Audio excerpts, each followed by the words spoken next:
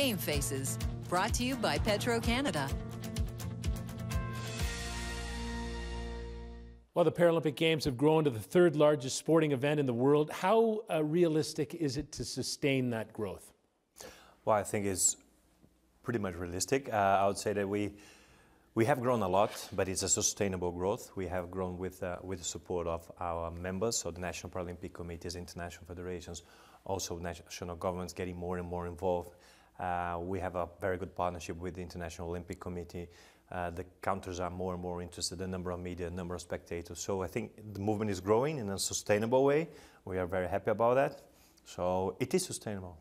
When you took the job, you said it's a difficult time for sport. What did you mean by that? Well, we're in a very crucial moment in sport because sport, we have corruption scandals, we have doping scandals. We have a different, I would say, generation of people consuming sport in different ways than the traditional way of consuming sport, of understanding sport. So if sport is not relevant, and it's not only about what we do, it's about how we do it, we may lose the interest of the younger generations, and we cannot afford to do that. So we have to act on it. We have to make sport relevant. We have to make sport transparent, credible to the younger generations. How we communicate with these younger generations, it's a key element for me. So it is a very good, difficult moment in time. I'm not concerned or scared, but I know I have to work on it. Big one.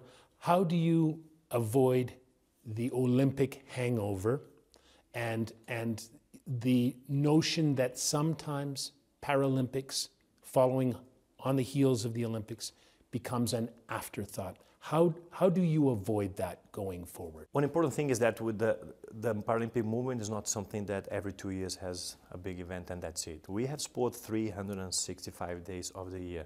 So it's important to also have more audiences interested in parasport, show the uniqueness of our movement, show that it's, of course, it's sport that helps to change the way people perceive persons with impairment, but it's exciting sport. We have more broadcasters than ever, we have more media presence than ever. It shows that the level of interest is growing. So I think that people see that we are bringing something different to the table, that we complement the Olympic Games. There is no opening act and the headliners in a reverse order.